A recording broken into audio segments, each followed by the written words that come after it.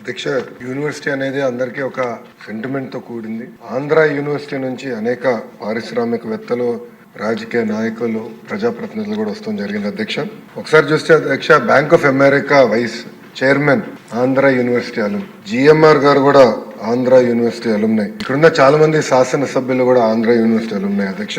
అందుకే గౌరవ ముఖ్యమంత్రి గారు నన్ను విద్యాశాఖ మంత్రిగా అపాయింట్ చేసినప్పుడు అధ్యక్ష చాలా స్పష్టంగా నాకు చెప్పారు, ఒక ప్రభుత్వ విశ్వవిద్యాలయం ఉన్న 5 సంవత్సరాల్లో ప్రపంచంలోనే టాప్ 100 క్యూఎస్ ర్యాంక్ లో ఒక్క స్థానంలో ఉన్న టాప్ 100 లో ఉండాలి అనే ఆలోచన నాకు ఆదేశాలు జారీ చేస్తాం జరిగింది. ఆయన ఆలోచన అదే అధ్యక్ష.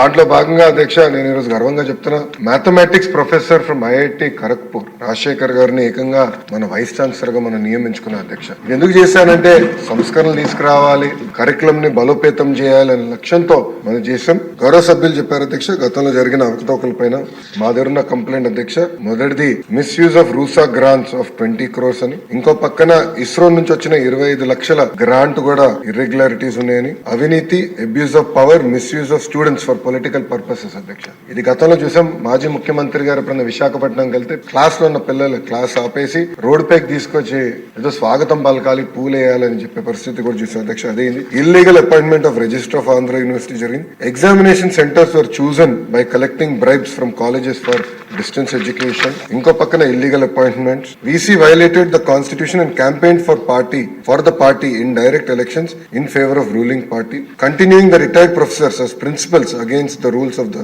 university. ఇంకో పక్కన అధ్యక్ష, irregularities, violations against the norms and act provisions. అంటే ఇట్లా అనేక కంప్లైంట్స్ వచ్చినాయి. గౌరవ సభ్యులు అడిగారు, గతంలో కూడా మీరు చెప్పారు ఏమైందని. అధ్యక్ష, ఇన్ఛార్జ్ వైస్ ఛాన్సలర్ గారు ఒక కమిటీ నియమించారు. ఆ కమిటీ ద్వారా రిపోర్ట్ ఇవ్వాలని వాళ్ళు అడుగుతాం జరిగింది అధ్యక్ష. అందుకే గౌరవ సభ్యులు అడిగారు ఈ రోజు, ఎట్టి పరిస్థితుల్లో మీరు విజిలెన్స్ ఎంక్వైరీ చేయాలని.